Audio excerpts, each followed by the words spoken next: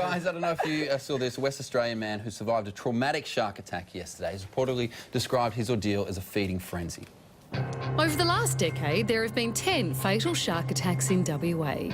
Yesterday, 23-year-old surfer Sean Pollard was almost added to the list after what's believed to be multiple sharks took one of his hands and half of his other arm in an attack near Esperance. The amount of blood he must have lost before he reached shore, it must have been on the borderline. I can't believe he was still conscious. I'd have been long gone. I don't think I would have made it back to the beach. The shocking injuries will be devastating for the young footballer, who's been described by teammates at South Bunbury Football Club as a fierce and dedicated competitor. I don't think we ever thought, will we save him or anything? It was just a matter of we got to get him the help that he needs as quickly as possible.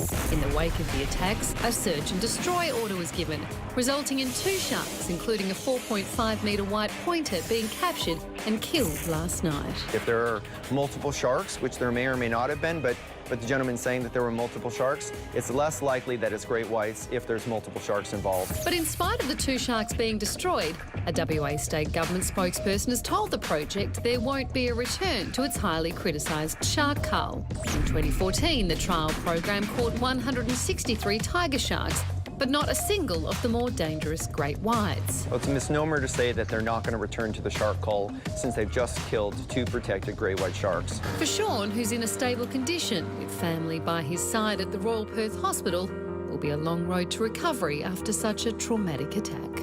But with a return to culling ruled out and a long hot summer ahead, is there enough protection in place to prevent further attacks? Now, Natalie Banks was the organiser of the massive protests against the government shark cull in Perth earlier this year. Natalie, is there any way to know that the 2 sharks that were killed last night were actually responsible for the attack?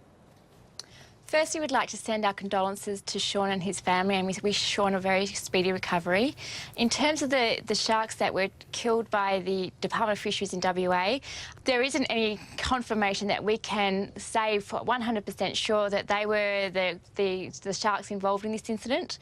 There has been reports that they actually were 2 bronze whalers instead of great whites.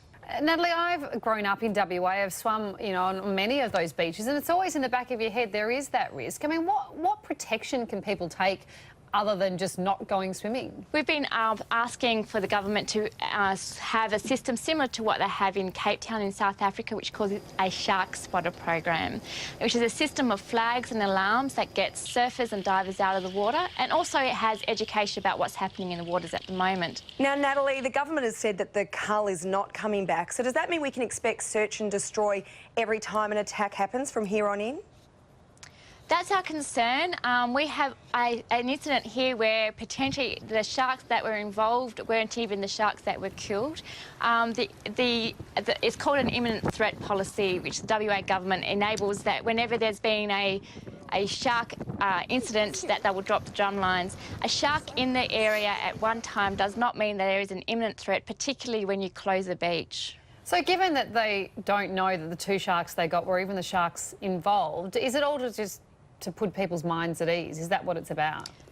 I believe that's actually exactly what's happening at the moment. I believe it's we're calling it a revenge killing at the moment. I see this as going into the park and having a dog attack a child or a person in the park and having the rangers come down and kill 2 what looks like to be dangerous animals and then say, that's it, we've done our job. That's not what we're asking at all, and we need to do better than what they're currently doing. Well, let's hope we don't have to chat to you too much more about this. Natalie, thanks for your time. Thank you. We're going to take a break now. We'll be right back with a lot more.